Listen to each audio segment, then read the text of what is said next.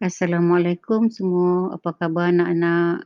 Ustazah harap semua dah bersedia untuk memulakan PDPR kita selepas bercuti selama 2 minggu. Baik, hari ini kita nak belajar pendidikan Islam. Tajuk kali ini bidang ibadah, tajuknya perkara yang membatalkan solat. Baik, awak boleh rujuk di buku teks. Kalau buku teks awak tengok muka surat 86.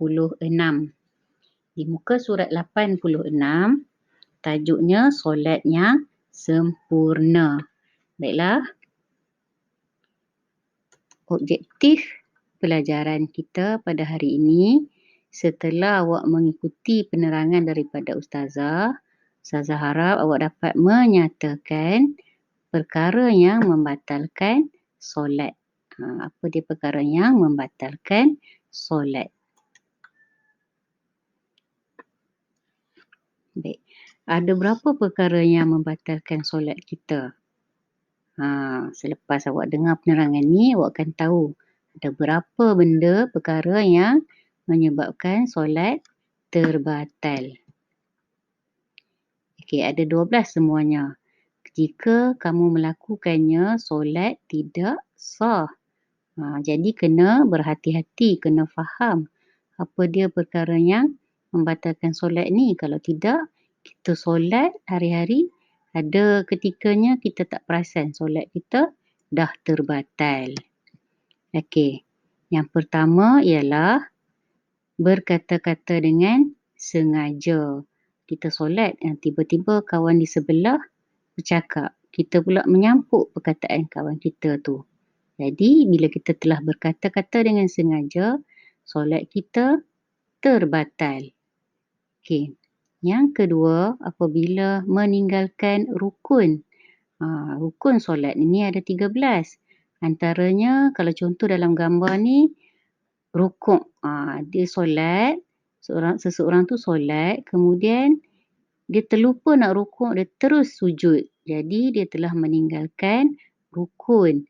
Apabila dia meninggalkan rukun, solat dia akan terbatal. Jadi, dia perlu ulang semula solat tersebut. Sekiranya ketika dia solat tu, dia masih teringat. Dia teringat, oh tadi terlupa buat rukuk. Jadi, dia bangun dan dia tambahkan rukuk. Dia buat semula rukun yang dia terlupa tu, rukuk tu dia buat, kemudian dia terus sambungkan solat. Kalau macam ni boleh diterima sebab dia telah gantikan rukun yang dia tertinggal itu. Baik. Seterusnya yang ketiga, apabila ketika solat kita terkena najis. Najis benda kotor. Contohnya tahi, darah, nanah terkena pada badan kita, pakaian kita ataupun tempat solat. Jadi contohnya ketika kita solat, tengok gambar yang nombor 3 tu. Ketika kita solat, tiba-tiba kita terperasan dekat tangan kita ada darah.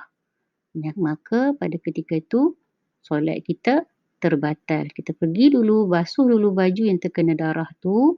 Lepas itu baru kita solat semula. Okey, tengok gambar yang keempat. Terbuka aurat dengan sengaja. Okey. Seseorang ni dia solat, kemudian dia terbuka aurat dia, aurat di kaki. Kalau perempuan, aurat ketika solat seluruh tubuh badan dia kecuali muka dan tapak tangan. Jadi apabila kakinya terbuka, solatnya terbatal. Okey, katakan seseorang tu solat, tiba-tiba angin pukul telekung dia, maka terselak kaki dia, ternampak kaki dia. Tapi dia perasan kemudian cepat-cepat dia tutup aurat dia. Ataupun kawan di belakang nampak kawan tutup cepat-cepat aurat dia. Maka ketika ini, solat dia masih sah sebab dia tutup auratnya dengan cepat. Okey. Seterusnya yang kelima, apabila seseorang itu solat, kemudian dia makan atau minum dengan sengaja. Ada makanan dalam mulut dia. Sebelum dia solat, ada gula-gula dalam mulut dia. Tiba dia solat, dia terlupa nak keluarkan. Dia terus solat. baki gula-gula tu dia telan waktu dia solat. Maka pada ketika ini, solat dia telah terbatal kerana dia makan dan minum dengan sengaja. Okey, tengok gambar yang keenam. Yang keenam, seseorang tu solat. Tiba-tiba dia ketawa hingga keluar suara. Contohnya dia mendengar di televisyen. Ketika itu dia solat tapi telinga mendengar di televisyen. Bila dia mendengar, dia rasa lucu, kemudian dia ketawa hingga keluar suara. Pada ketika ini, solat dia telah terbatal. Baik, yang ketujuh, apabila seorang itu solat, kemudian dia hilang ingatan kerana gila ataupun pitam. Apabila seseorang tu gila ataupun pitam, dia telah terlupa keadaan dia. Keadaan dia ketika itu dia solat. Maka pada ketika ini, solat dia menjadi batal. Okey, yang ke-8, apabila seseorang itu solat, kemudian tiba-tiba dia berpaling dada daripada arah kiblat. Contoh, ketika solat, ada seseorang yang memanggil dia. Jadi, untuk melihat orang yang memanggil dia, dia berpaling muka dia daripada arah kiblat. Maka pada ketika ini, solat dia akan terbatal. Seterusnya yang ke-9, berubah niat. Okey, ubah waktu ataupun jenis solat. Okey, seseorang tu solat, kemudian dia terfikir, solat Zuhur ataupun solat Asar ni. Mungkin pada ketika itu waktu Zuhur dah nak habis, jadi dia tukar kepada solat Asar. Okey. Mula-mula dia solat Zuhur, kemudian dia rasa-rasa macam waktu Zuhur dah nak habis, dia bertukar kepada solat Asar. Jadi pada ketika ini, dia telah berubah niat. Maka solatnya terbatal. Okey, yang ke-10. Seseorang itu solat, kemudian dia berhadas. Sama ada hadas kecil atau hadas besar. Okey, hadas kecil ni perkara-perkara yang menyebabkan wuduknya batal. Contoh, terkentut. Tersentuh antara lelaki dan perempuan. Okey, tidur yang tidak tetap papan punggung.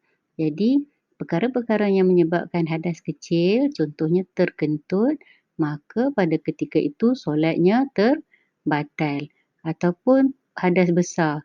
Hadas besar contoh keluar mani, keluar darah haid. Okey, perkara-perkara ini menyebabkan solat dia pun terbatal.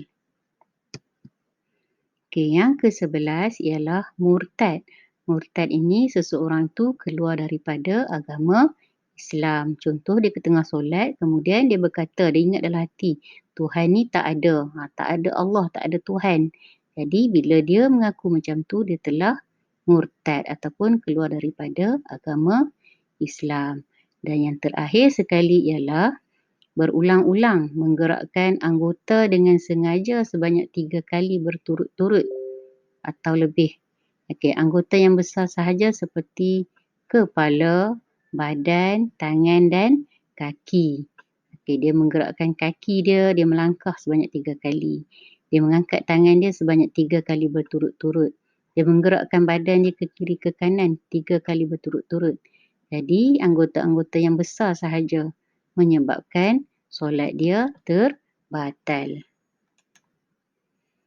Baik, setelah awak faham penerangan Ustazah tadi, terdapat 12 perkara yang menyebabkan solat terbatal. Okay, cuba jawab soalan-soalan ini ya. Pertama, Ashraf menjawab salam kawannya ketika solat. Dia solat, kemudian dia dengar sekawan dia datang bagi salam, dia pun jawab salam. Okey, batal ataupun tidak? Kedua, Umairah menelan air liurnya yang bercampur dengan gula-gula. Okey, sebelum solat Umairah makan gula-gula. Selepas tu dia terlupa nak berkumur-kumur, dia teruskan solat. Kemudian ada baki gula-gula dalam mulut dia telan sekali dengan air liur. Okey, batal ataupun tak batal? Okey, seterusnya Irdina menggaru-garu perutnya yang gatal dengan jari ketika solat. Okey, batal ataupun tidak dia garu dengan jari. Seterusnya, Azim ketawa hingga keluar suaranya semasa dia solat. Mungkin Azim tengok tengok movie kemudian dia solat. Masa dia solat dia teringat kembali cerita yang dia tengok, kemudian dia tiba-tiba dia ketawa. Okey, batal ataupun tidak solat Azim? Seterusnya, ketika solat Umar terlupa rukuk, dia terus sujud. Jadi batal atau tidak solat Umar? Okey, selepas awak mengikuti penerangan ustazah, jangan lupa buat latihan. Nanti ustazah akan terangkan latihan di muka surat mana di buku aktiviti. Dan akhir sekali, okey, boleh nyanyikan nasyid ini. Klik link yang ustazah bagi ni, boleh nyanyi nasyid ini. Okey, sekian, terima kasih. Assalamualaikum.